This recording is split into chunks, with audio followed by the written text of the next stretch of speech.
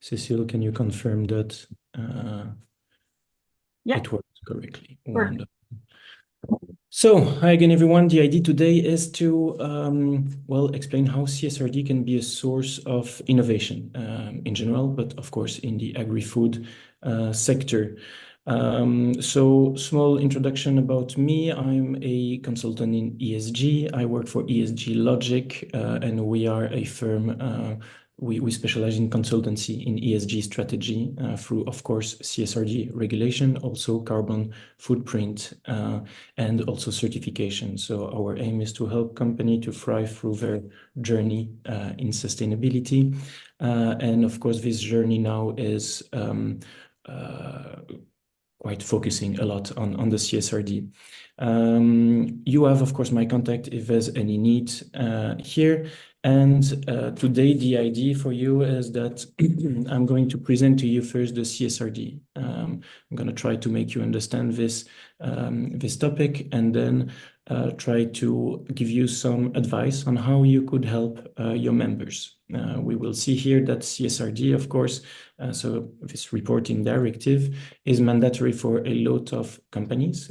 But even if you do not have to report on it, because it integrates a lot of data of the value chain, well, in a way, you need to integrate it, and it's really important. Then I will highlight this everything that I explain through an example of innovation here, which completely fits into the CSRD ID. All right. So let's start maybe with the CSRD, the Corporate Sustainability Reporting Directive. So it is a new version of the NFRD. This was a regulation in ESG, so environment, social governance, which applied before to bigger company. This new version here, it's actually excuse me, voila. Let me maybe just hide this so I'm sure to see everything that I'm presenting to you. Perfect. So it requires now large companies to publish an extra financial report in order, of course, to encourage them to adopt sustainable development approach. So it's a reporting directive, the CSRD. It's a bit like the financial reporting that companies need to do every year, but here they will need to do extra financial, so ESG topic. And they will need to respond to a lot of data, to give a lot of data coming from their company, but also from their value chain. The idea of the CSRD today is to create ESG information which will be reliable, accurate, and relevant. During the last years, we had a loads of companies who were doing a lot in ESG topic, in sustainability, and not communicating a lot. And in the other hand, we can have a lot of companies who are communicating a lot of sustainability without necessarily doing more or better or having less impact here. So the idea is really to have a common language. Everyone will have to report on the same way, on the same values, and everything will be transparent and so comparable also. So that's very good, of course. So the purpose of CSRD is, of course, to strengthen the transparency in reporting, extra financial reporting.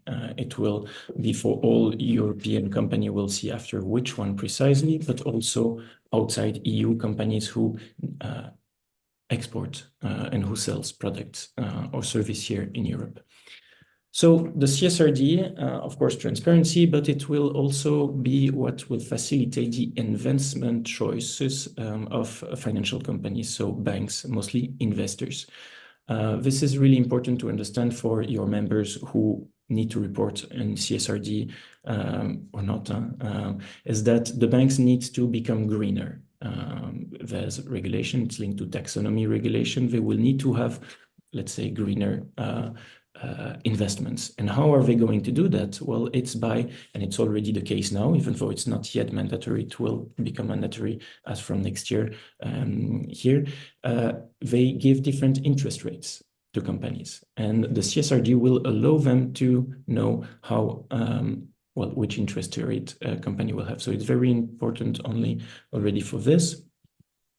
Other big objective, and I think this is if only this one would exist, the CSRD would already be something really great. It's to encourage company to carry out a more in-depth analysis of all the ESG issues to which they're exposed. So a lot of companies, they know ESG, they know sustainability, they know there's risk, opportunity, they can have impact, but do they know precisely all the impact that they can have on their stakeholders and all the risk opportunity coming from ESG also?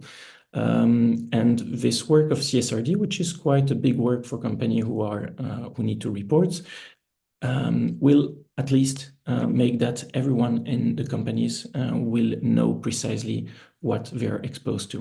Of course, it will also avoid greenwashing through this transparency. Then the idea, of course, is to create a virtuous circle. So why virtuous circle here in the sustainable transition is because CSRD, again, some company will have to report. They will need to report on data points which come from their own activity, but also from their value chain activity. If we take CO2 emission, for example, which is one of the various data points will need to be given, you will need to report as, well, what do I emit, but also what does my value chain emit? And this is why, even though you are not, as a company, you do not require to report, well, you will have to give the information to the company who have to report. So each of your members have clients, have suppliers who will need to respond to CSRD. And when their clients report to CSRD, they report then on the value chain figures, and it's reporting, and they also need to set some objectives. So each of the data points, such as CO2, you will have to say, in the coming years, I will reduce here my emission of that much.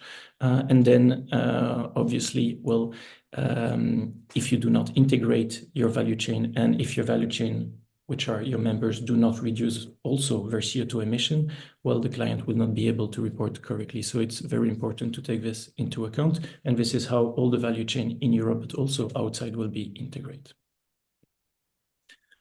So who needs to answer to the CSRD? So there's a timetable for the application, which in the coming years will evaluate. There will be more companies which will be integrated and for who it will be mandatory. But what is set already is that the first reporting is in 2025 out of the year 2024. So some very large company, more than 500 employees here, already are collecting the data throughout this year to report next year.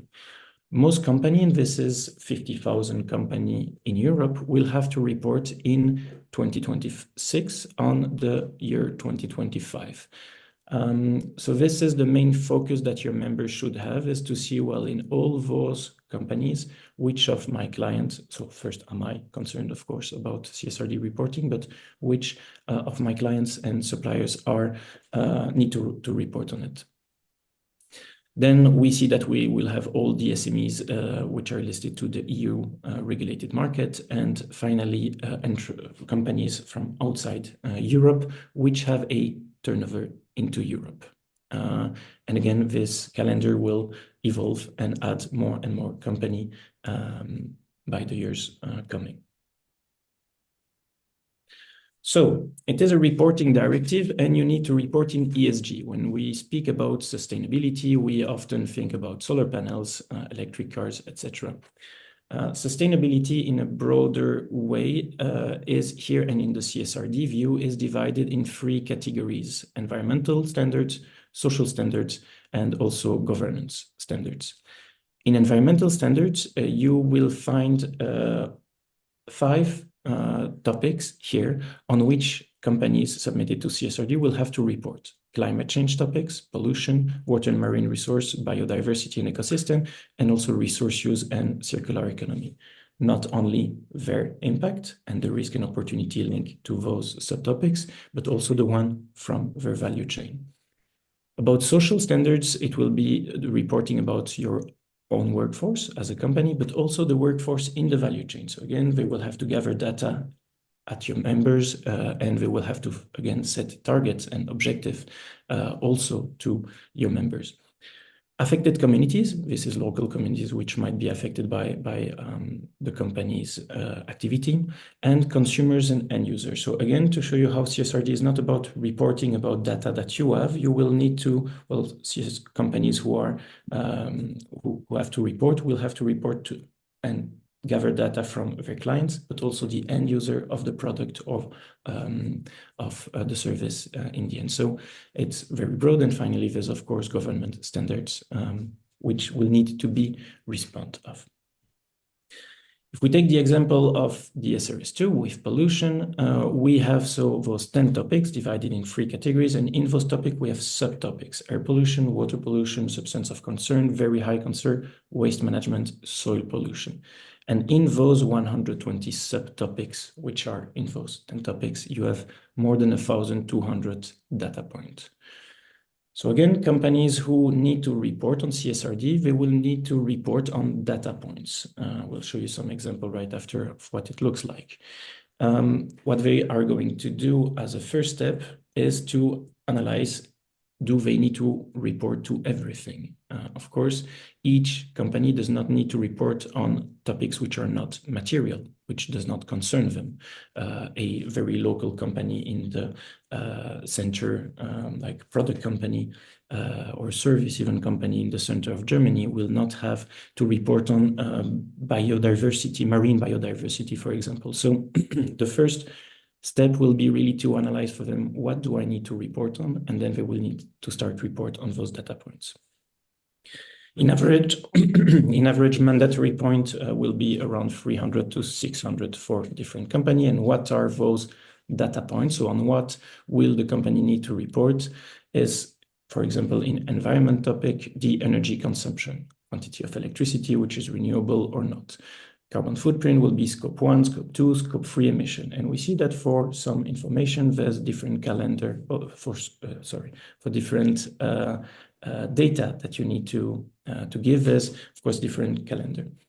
They will need to communicate about water, the consumption, discharge, the waste in kilo, hazardous, etc. So all those data is, of course, in environment data that you need to gather in your own company, but also in your value chain. So again, if you need to report, of course, you need to report, you need to collect the data. If you don't, well, your client, which can be big distributors, supermarkets, etc., they will ask you to give them the data. In social, some example: diversity, inclusion, gender equality, anti-discrimination, engagement, satisfaction of the employee, the amount of training that you have, and development of skills, civic engagement, health and safety. In environment and social, and also actually in governance, you will have to report on figures. You will also have to put your politics and your objectives. So in governments, we will find code of ethics integration, whistleblower policy, supplier relationship management, corruption, and bribery. So here again, what's really important to understand is that there's a need to put the figures of your value chain, and then to put objectives, which will become those objectives mandatory. The company will need to have an objective of reduction of carbon footprint in line with EU objective of reduction, of course. And then, which this will lead that even your members who are not submitted will have to be able to propose product value proposition in adequation with this.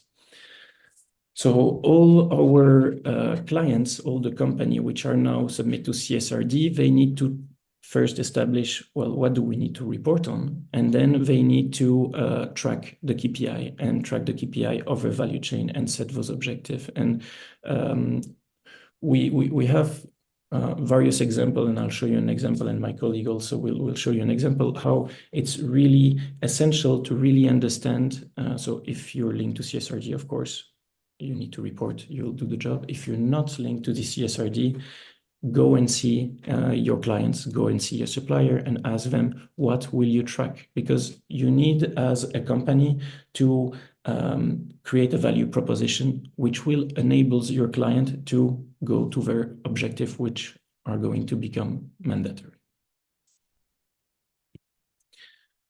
So that's here for part number one. I hope that the explanation of what was CSRD, so this reporting regulation was clear. Of course, I'll be available to answer all your questions at the end of the seminar. The idea was really to highlight what is CSRD and then how it will affect your members if they're concerned or not. Now the question is, how could you as clusters help your member?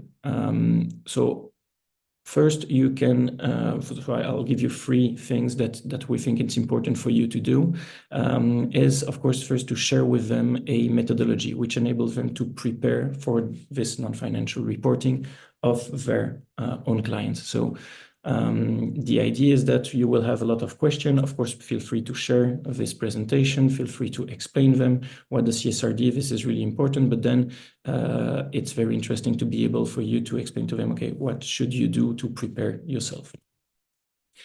So there's 5 steps here to prepare for the reporting if from your members who are not submitted to CSRD, and it works as a wheel. I will explain, of course, all those points after in other slides. So the first thing that they really need to do is to do an exploration phase and scoping phase. There's a need to improve the knowledge about the topic, of course, to do ESG mapping, a benchmark also, and to create an ESG team in order to, well, start working on the topic. When you know a bit what's happening, when you start to create your structure, then there's a need also to do an organizational mapping. The CSRD is really linked to the value chain. You need to understand it precisely, and who are the other stakeholders which are not into the value chain to comprehend, well, to have a good understanding, of course, of all the interaction and who will need to do what and who is impacted by what. After this, there's, of course, a very important phase, which is to identify and prioritize the topic, the most relevant, we'll say material topic. What is material for you as a company in ESG? What is material for your stakeholders in general, but also, of course, what is material for your client, which needs to report on CSRD and which will put objective that you need to answer to. Then reporting is good, of course, but you need to report good figures. So you need to implement actions to organize a value proposition, again, to create a value proposition in line with the objectives that you're going to fix. And then there's, of course, the report and the communication. So I'll give you some good practices here. And of course, what's really important here is about transparency that your members are going to give. So to explain this methodology, what your members really need to start doing is first to train and to stay informed. At the sector level, you are a very good point of contact. And this is why you're here today, is to be able to give them information. So they should contact you, but please also contact them. They should attend also to seminar. It's a very vast topic and you don't learn everything in one day. So you should attend to seminar events of the industry, of the sector. Within the team, it's also important, because this regulation is arriving, to make your team participate, to increase the people which are trained on climate issue, which increase the knowledge of what's happening in ESG, environment, social governance, in order for it to, well, that it would not just remain reporting, and that it will really help to structure internally and to lead to a better structure here and to work better. Train and stay informed, do benchmark also. So they need to understand, of course, and that's the most important part, maybe to analyze their stakeholder, mostly client and supplier, which are subject to CSRD. What are their objectives? What are their data points? On what which will they challenge me? And are my product in line? Are my services in line with their objective? And if not, what should I do? Of course, other part of the benchmark is the best practices in the sector, which can be found in your clusters, for example. Other exploration and scoping phase, which is important, is to assess the ESG maturity. A company, again, when you will need to report on CSRD, if it's because it's mandatory, or again, if it's for your clients and suppliers, of course, you will give the data. What you want is to give good data, of course, to your clients and to your suppliers. And how do you do that? Well, first you need to assess, am I good in ESG already? So there's Shifting Pack Business Impact Assessment from B Corp, there's EcoVadis, also there's other example that I could give you, which are all methodology which can be self-assessed or that you can do with companies who can help on this, which helps to see what is my level in ESG and what action should I take in order to have better information. Well, better, not information, score in ESG, let's say. And then, of course, creation of an ESG team. There's really a need here to have the different departments which are involved with role allocation. And just having one person which manage ESG, which is part, sometimes even of his job, is enough maybe just to do reporting, but not enough to change and transform the cost that this reporting might create into a real investment into the company, into a change motivation, a change activator in the company. Of course, this team, there's a need to monitor progress the action, to have objectives and deadlines. And it's really, really important to have the involvement of the top management, of the CEO in this team. We see a lot of ESG managers who struggle to get the information from the department, and there's it's super cross topics, of course, as we already saw. There's a need from top management to really give the motivation into the team here. So this would be a first phase, and the second phase would be to do a stakeholder mapping. It is very important, so it's mandatory again for the company who need to report CSRD. It is very beneficial also for the companies who are not. Stakeholder mapping, it's really the process of identifying and analyzing the company stakeholders according to their interest, so level of interest and level of influence toward the company. We can see that there's 3 different types here of stakeholder, which needs to be taken into account into the CSRD process. And the quite classic ones is the economic sphere, where you have mostly people from your value chain, which can be partners, suppliers, the employees, the shareholders, prospects, etc. But you have also stakeholders from the civil society, such as nonprofit or media, and you'll find also stakeholders from the public sector, which is mostly regulators. The stakeholder mapping is really, really important into establishing what is material, what topics are relevant. You need to identify the stakeholders, and then which can be your client again. Well, let's say that this stakeholder mapping, the most important part is really to analyze when you get the data point from your supplier and your client on which you will be challenged. You need to see who of your stakeholder does it impact. And so you need to engage with those stakeholders to identify them, understand their expectation also here, and then to analyze the competing interest, which can be, of course, quite divergent. So phase 1 would be to understand, create the structure, mapping, benchmarking. The second phase will be to understand the stakeholder, and then you need to identify and prioritize the topic. So what you need to do is really to identify key areas of interest for your company into this CSRD framework, but also from your stakeholder and mostly again from your clients and banks here on what will they challenge you, what will be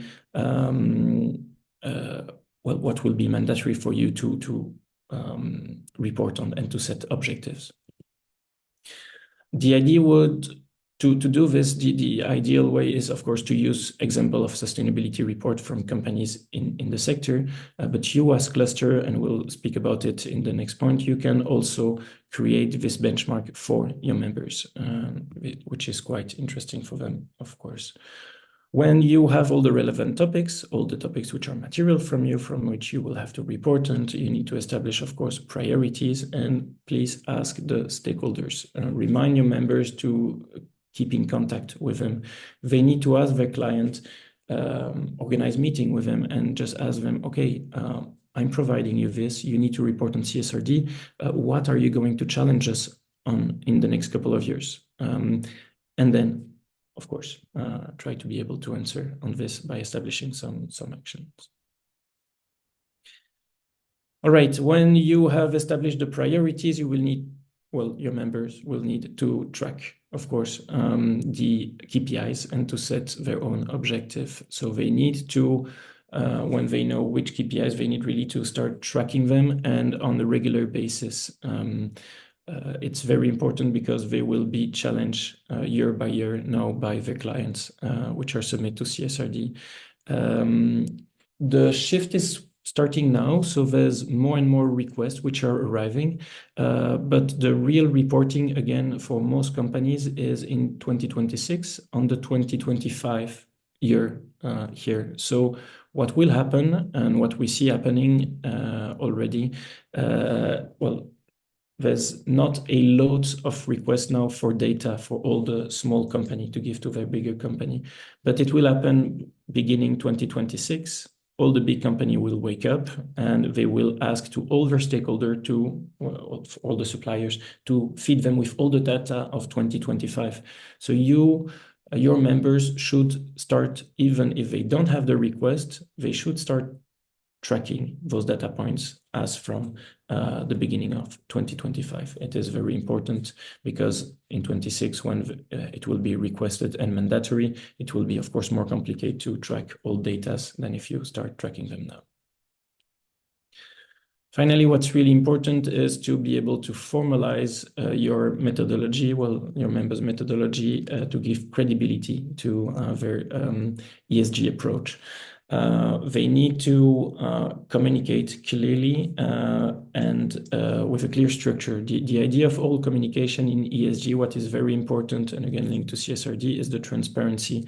You cannot just say what you do good. It will not work anymore because all the data will be public and transparent. So explain what are your objectives, if it's achieved or not, why, if not, etc. It needs to be, of course, clear, easy to understand graphics. That's, of course, the best, and with figures which need to be interpreted. There's a lot of reports where there's just figures, and then the person who reads it does not know what to do about it, how to interpret the figures. So it's important to just write it. So this here is the methodology that we suggest to companies who are not submit to CSRD. That's, I guess, the first solution. You as a hub, you should be able to explain what CSRD to your member and explain to them how they could do it by themselves. And so this was here, this methodology. Another way that you could help now your member is by conducting a sector analysis to highlight for them relevant topics. So you saw this big 5-step phase. It could really be easier if you provide to your member a sector analysis, which is specific, of course, to your cluster, your members, and which answers to the material topics of their clients and of their suppliers.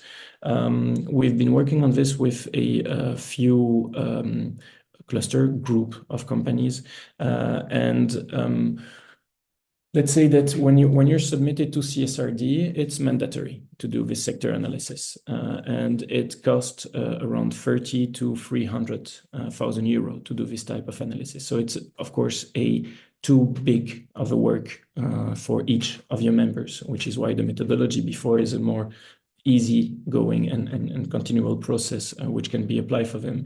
But what clusters can do is really to do this sector analysis, identifying for the members what are the data points they should track, they should start to track, and also which objective, of course, the companies which need to report on CSRD are targeting. So, well, at least your member will know, oh, I need to do this about CO2. So first I need to track it. Then my industry, my clients will ask for a 20% decrease. It will be mandatory in 3 years for them to, okay, so what do I do now? So it's quite an interesting work which can be done, which could be done.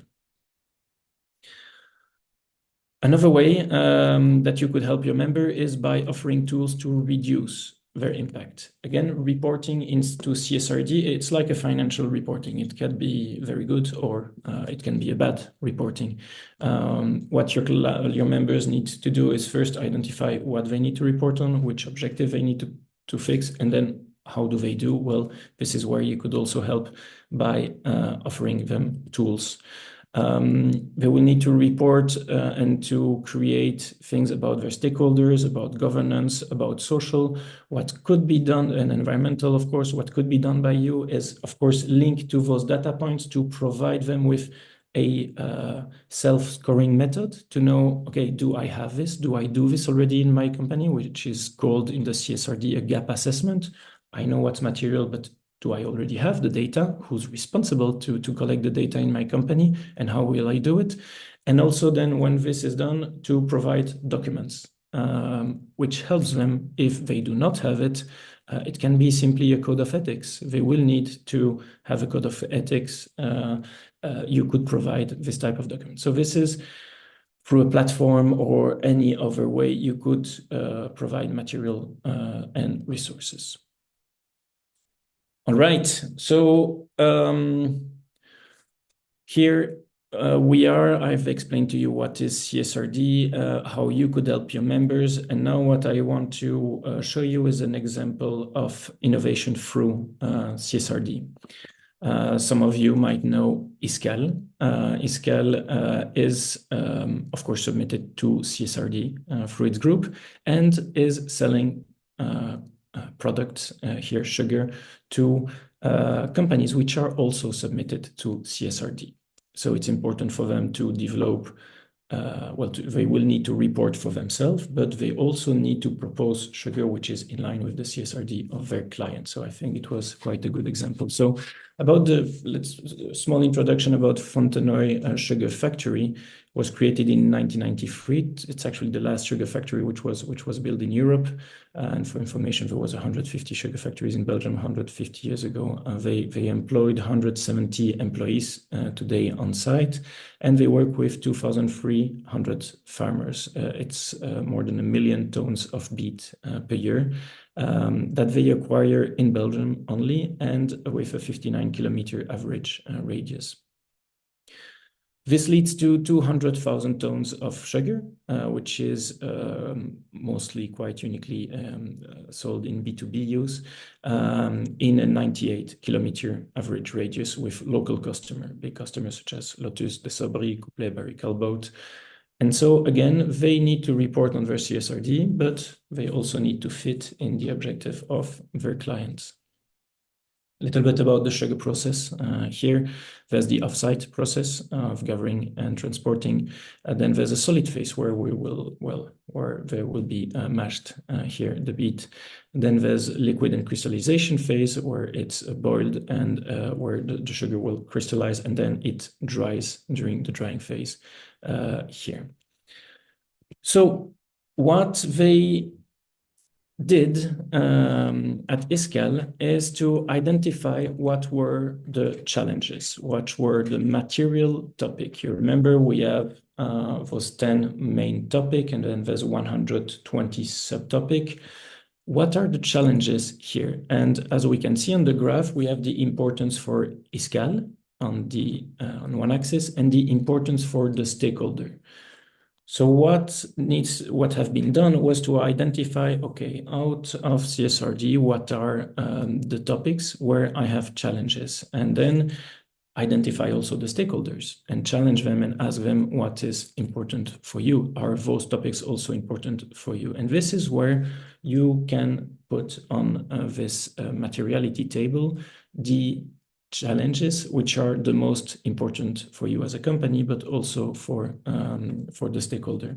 So this was the first job which was done to identify those challenges. Then the idea we have here, again, the free environment, social government, and the various ESRS. Of course, all those challenges, they fit here into this materiality table. They are all linked to some ESRS. And all those ESRS, they are ESRS, all those challenges, there are challenges that they will need to answer because it's important for them, of course, but also the stakeholders. So the idea here, they have linked this to the data points under it, and so it enables to create a strategy and to identify on what will I have to put some objectives. So an example of ISCAL of what they did for you, small example, big silo, but small example is about their silo of 80,000 tons and that have started to work this year.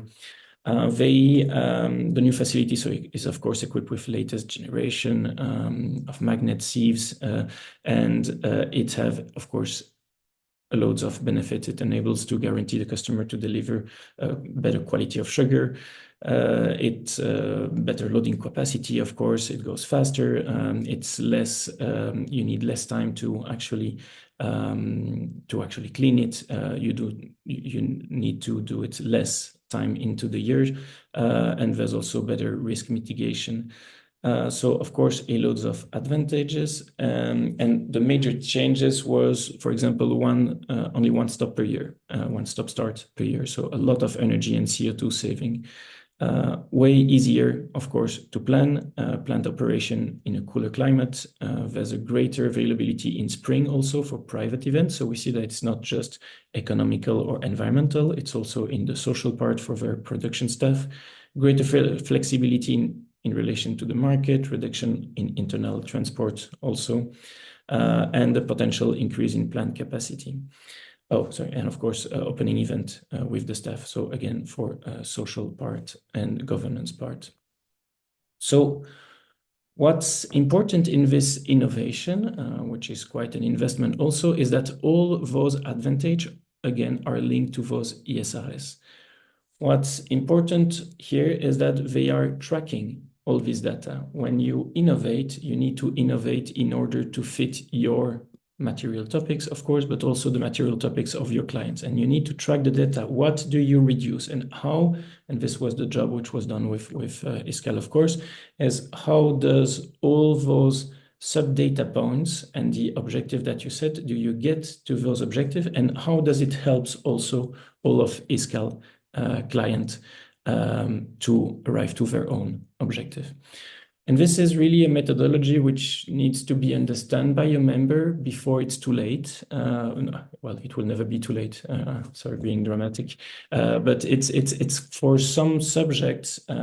If your members want to fit in the objective of CO2 reduction of their clients, they need to track the data, they need to put objective, and they need to year by year get to those objectives. But this is linked not just of tracking data, you need to find innovative solution in order to get to this objective. And this can take time. So it's really important for them, well, for you first, to conceptualize this, of course, and to be able to transmit this information to your members, take it into account, speak to your stakeholder, understand their needs, understand their objective, and in each innovation, try to fit the innovation or to create innovation, even create value proposition. And that's what my colleague is going to speak to you about after, to create a value proposition in line of those objectives, which are going to be mandatory for them.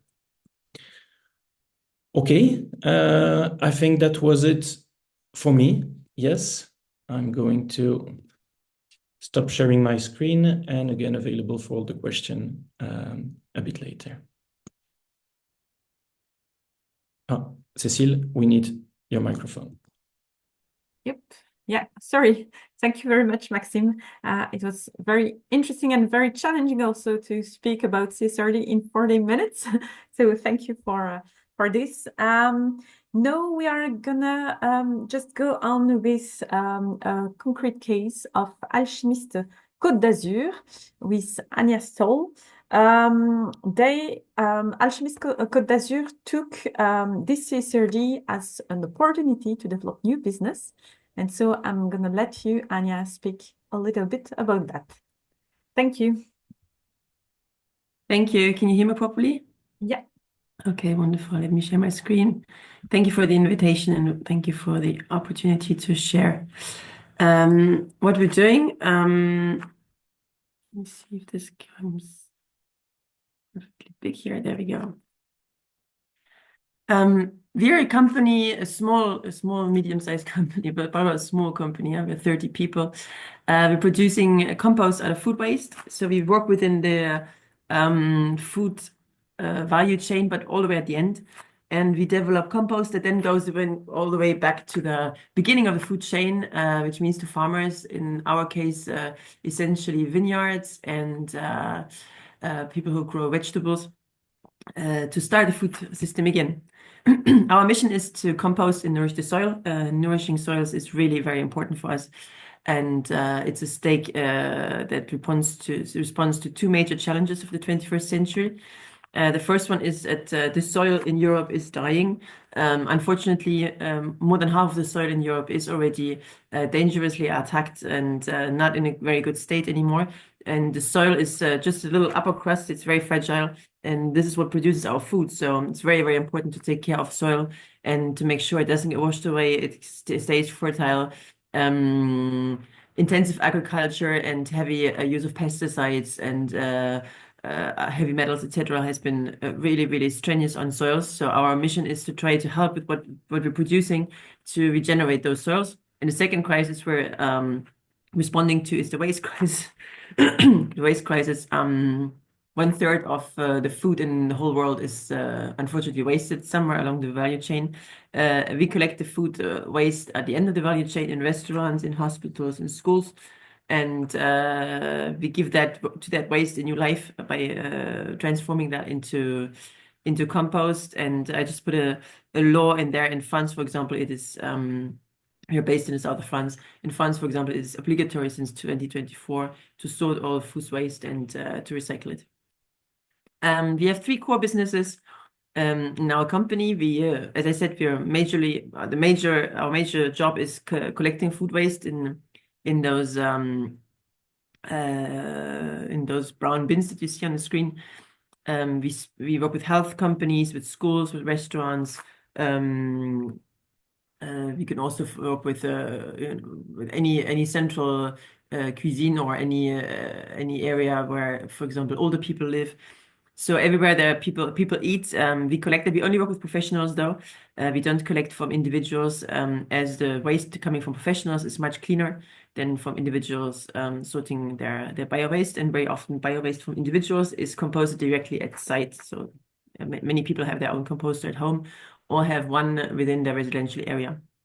Our second business is to compost that food waste. The food waste gets mixed with green waste. So woods and scraps from trees and leaves and all that. And then it's put into cells where it matures, where it rises in temperature and allows us to transform that waste into compost that then goes back in the third stage to agriculture.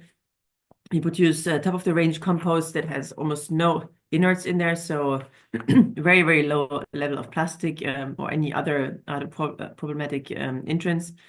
Very, very high NPK. NPK is the agricultural values that are interesting for the farmers. So there's nitrogen and there's potassium, etc., etc. And our compost can be used in organic agriculture. We're part of a network of 23 sites. Our site is on the bottom right at Côte d'Azur. So we work in Toulon and in Nice. And but we work within a network of 23 sites where we both collect and transform food waste into compost a little bit all over France. So I wanted to share to you today one of our R&D projects. I'm head of R&D in the Alchimiste Côte d'Azur. And as I entered the company a couple of months ago, I was wondering, well, if you put compost into soil, you actually put carbon into soil. And if you put compost into soil, you actually improve biodiversity because compost is very rich in fungi and all sorts of biological life, etc. If you put compost into soil, you also store water, because water, soil that has more organic matter stores water much better, which is a real issue, especially in southern countries like ours. If you put compost into soil, you also create more fertility, because you add a certain amount of minerals and nitrogen that can be absorbed by plants, etc. And if you put compost into the soil, you improve the yield of the crops. You improve the yield of the farmland that you're working with. So we're wondering, well, those are ecosystem services that we're creating by putting compost into soil. Why should that not be paid for as it is in other cases? The case in general I put up front that everybody knows is planting trees. If you plant trees, you create ecosystem services. You allow carbon to be captured in the leaves. You create shade. You create water retention in the soil, etc., etc. And if a company contributes to planting trees, or contributes, for example, to financing mangroves in subtropical areas in the world, well, they create ecosystem benefits. And with our compost, we also create ecosystem benefits. So we started a contribution program allowing local SMEs to contribute to local CSR projects by helping farmers to purchase compost and create those ecosystem benefits in the local area just around. Now, how does a contribution program function? Let's just now move forward. There we go. I take the example of carbon, even though on the previous slide here, I really really wanted to stress we're not talking only about carbon. Unfortunately, carbon is always very much put into focus, but there's many other ecosystem services that are necessary, especially biodiversity. But I take the example of carbon to show you what a contribution project is about. A contribution project basically allows you to add to your strategy of lowering carbon. If you are in a decarbonization trajectory, which is also something that the CSRD is asking the companies for, well, you first measure and define, as we saw early on with Maxime, and then you put in place actions to reduce your greenhouse gas emissions. But there will always be an incompressible residual emission. No company will ever be neutral. That's not possible. Otherwise, everybody needs to close. So there will always be residual emissions, and those residual emissions, they need to be compensated, or need to be counterbalanced with negative emissions that are avoided or sequestered somewhere else, and not necessarily in your own supply chain, in your own value chain. And those are contribution projects. So the projects that we're offering to companies in the area, they fit in that third category of contribution projects. So they are completely necessary in order to allow worldwide carbon neutral world in 2050. Companies have to reduce themselves, but they also have to contribute to sequestration somewhere else in the value chain, especially in value chains like agriculture that are capable of sequestering carbon. It's within their value chain, it is possible to put in place practices that actually do not emit carbon anymore, but actually put it back into soil. So financing that, contributing to that, especially if you work in the food and agriculture sector, makes a lot of sense. So that's what we put together. Our program has two sides. On one side, you have a farmer, and on the other side, you have a contributing company. The farmer commits to 5 years of spreading compost and an overall responsible management of its soil. And he also commits to monitor the five ecosystem services that I earlier mentioned, which are carbon storage, water retention, biodiversity, the fertility of the soil or the fertilizer replacement, if they were using fertilizer before, and how the plant is doing, and that is linked to the yield of the production. And on the other side, the contributing company gives over financing for 50% of the compost that the farmer needs. So they co-finance the compost, and they get in return an impact report that is compatible with CSRD, as we just saw. It's also compatible with several labels, like, for example, B Corp and other CSR reportings. And we also try, of course, since it's all local, to put in place a direct connection with the farmer and the company, allow local storytelling, allow the company employees to go and visit the farmer, maybe to a seminar at their place, etc. So we really like to link both and create a connection between those two entities that work together to create those 5 ecosystem services. Now, how does that link to CSRD? Because you might think, well, the farmer is outside of my value chain. How is this going to fit in? Well, what needs to be done in order to make projects like this fit into a CSRD?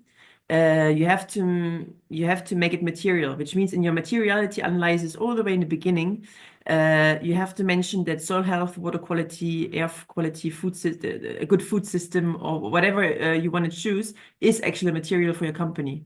If you, for example, in an airport in an area, well, you could definitely put in your materiality the fact that a good quality air or a good water quality or a healthy food system is important for your clients, is important for your employees, and that's why it is material for you. That materiality is important in the beginning. We also saw earlier on the analysis of stakeholders. If you put local agriculture into your stakeholder analysis, it also shows it's material for you. And once it's material, and you mentioned that materiality of local food systems or of local agriculture in your overall approach, in your policies, in your actions, in your targets, such as your policies, your environmental policy, for example, then you can put projects like this into your CSRD and analyze them according to different domains that we saw earlier as well. The most impacted is the environmental one, of course, with the sectors 1 to 5, but you also find social ones, for example, the sector 3 in the social CSRD components. So basically what needs to be kept in mind is if it's material, it can be contributed and is reportable in a CSRD. And it's important to keep the same indicators all along. If, for example, you contribute for 5 years, well, you have to propose the same indicators for the next 5 years on those contribution projects. So that's the approach that we have on those contributing projects and how it's linked to CSRD. We're busy kicking off those projects in January 2025. And I'd be happy to exchange on our learning journey on this, how it is working, especially with our impact reporting for the CSRD, for the companies that will help us with that. Thank you very much. Thank you very much, Anya. Thank you for this inspiring case. Yeah, you just show us that a directive can be taken also as an opportunity, so well done, and that it's possible even for SMEs to develop an innovative new business. I would like to thank also our colleague Sarah from Cluster Innovations to have proposed this concrete case from one of their members. And so very, very thank you to both of you for this inspiring. So now it's time for question. We already have a few questions. We already have received, a few questions. If you want to raise your hand, feel free to do it. If you want to put it in the chat, you can do that as well. I'm leaving just the floor to my colleague Catherine for the question. Yes, thank you very much for the presentations. We do have a lot, no, just a few questions, sorry. We'll go chronologically. How and which kind of extra European companies are affected and should monitor with CSRD? I think the question is for Maxime. It was raised at the beginning. Yes, I believe it was raised maybe before I shared the slide here that I'm going to share again. I guess you'll get to the presentation. You have here the calendar of application. First reporting date for very big companies, the first trimester of 25 on 24, etc. And then you have the criteria. Criteria can be different according to the countries. They can change a little bit, and the calendar is going to change already. So you need to keep, of course, posted. And so important if you are into this to very start the process of materiality, which takes time before even you can start collecting the data. And if you're not, just to identify those of a person, well, your clients, which are concerned. Okay, thank you. What is the plan in terms of control plan by the authorities? Like, is it planned to have audit, and how is the plan? So again, there's a flexibility. So it's an EU regulation which applies to each country, which needs to integrate it into its local regulations. Some things are it's the state who decides who will control, for example, and what are the penalties. I can give the example for Belgium here. It will be during the first 3 years, the financial controller, which will analyze those documents, so the reporting, and they will analyze two things. They will analyze the methodology. Did you integrate it correctly, your stakeholder? Did you took into account all the material topic, or did you omitted some, so methodology? And then they will analyze, of course, the data. In 3 years in Belgium, there should be specific controller for CSRD. So it's a new accreditation which is going to be created. And penalties in Belgium are for the CEO of the company. So it's not the company who pays if there's a problem, but all those topics, it's the by country who decide about those penalties and who controls. Mm-hmm. Well, maybe first warnings and then penalties, but I guess You're that's the right. plan. Very important. In fact, the 2 first years, there will be no penalties, but be careful to not misjudge this. If year number 3, you're still not doing it good and you did nothing the first 2 years, then the penalties will be very worse in year number 3. So you need to show that you're trying and that you're doing your best in order to collect the data and to gather the data from your value chain. Yeah, sure. All right, thank you. Next question. It was raised when you explained the Iskal Sugars company case. Would it be possible to consider establishing generic templates for companies with similar activities? Some parts of the report should be really similar. Based on the template, the companies could specify their specific KPIs on this base. So I can here answer again. In fact, I think it's very, very important question, and that's the point number 2 on how you could assist here your members. In fact, sector analysis from the cluster, one cluster or various clusters together could do, and we have a lot of clusters internationally. Lately, I received a very big one from the textile and shoes industry in France, who are doing this work in order to analyze, in fact, all the risk opportunity, the objective even of the clients, in order to be able to help the members to get directly the answers. So yes, it's very important and very interesting to do it. And in fact, there's loads of topics which are material for everyone. If you see the well-being of your workforce, it's every company which will need to report on this. So in fact, even in the tools that you can provide them to do it, there's generic tools we can apply to the company.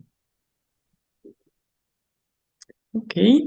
And last question so far, so don't hesitate for people online to add something, but this is the last one. Is it possible to have your support to organize such webinars for members? If the question applies to me, yes, of course. Of course, we can support. I was asking if it was general, for I guess it was for both of you or not. But I don't know. I was asking here in the chat. So your answer is yes, Maxime and Anya as well. I'm not really sure to understand the question. Is it possible to have your support to organize such webinars for members?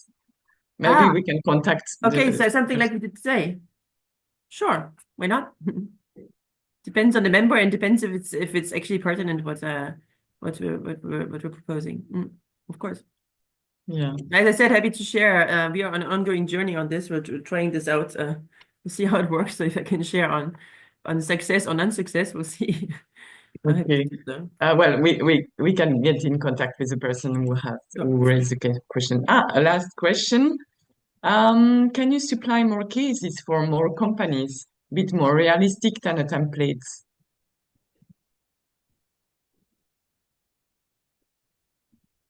I guess that's for Maxime again. So can you supply more cases for more companies? We work with clusters and companies in order to create to do benchmark for them and to have very specific and well targeted information according to which company, which sector, which client, etc. So today it will be complicated to now share new cases, but it's important to do this work, in fact, and this is part of the methodology that we suggest, that I suggested to you on how you can help your member is, of course, by doing this benchmark and getting some specific case. You do not, each company does not need to go through the whole process. It should be mutualized, and this type of example, in fact, is very, very important. All right. And then, yeah. Catherine, I have maybe one question. Yes. Just it's for both of you, Maxime, Anya, and maybe for other cluster manager. But do you know other SMEs who have developed new business model thanks to the CSRD? Because CSRD is a reporting. Usually, reporting it's not an opportunity or not taken as an opportunity. And yeah, I don't know if you already work with other SMEs that develop new business or new things. We do, yes, and I think even outside CSRD, just about sustainability, for the last decades, companies have started developing business model in line with sustainability. Today, this sustainability has one more, so it's actually offer and demand, which have been answered through a need of sustainability. This regulation offers a layer of mandatory, which really will push way more company to request this type of thing. So it has been done for years already. We worked on several cases, yes, and sometimes directly, sometimes indirectly here. You wanted some specific? If you have, but yeah, it's just to, we also have in our ecosystem SMEs working and yeah, taking it as an opportunity, but yeah, if you have other example, I think it can be interesting. Yes, we've been working. Actually, it's not so new creation of new business line, no, but each client we're working now, we analyze each data points that are mandatory for them and the objective, and we see in their value chain where we can adapt this. And I should have prepared better to answer this question because I'm sure I'm supposed to have a very good example and I can't. Sorry. No, it's okay. Maybe Anya, I don't know if you have. I haven't prepared another example either. Sorry. But you're a perfect example. Yeah, what we're trying to do is as we collect food waste, we work with our clients. So we've worked. This makes much sense with clients that we collect. So it is within their value chain, and we also try to work with local companies because we consider it's material for them that the environment around where their facilities are is in good shape. And those are the two approaches that we use in order to link the materiality of CSRD. One is the value chain, the other one is the territory that you're based in, and that makes it material and that makes it relevant to do such contribution projects. Okay. Thank you. I think. Thank you. We don't have any question left. No more question. People are just thanking again for the good and informative session. So, yeah. Yeah, thank you. Thank you very much, both of you, and for You're all welcome. Participants as well.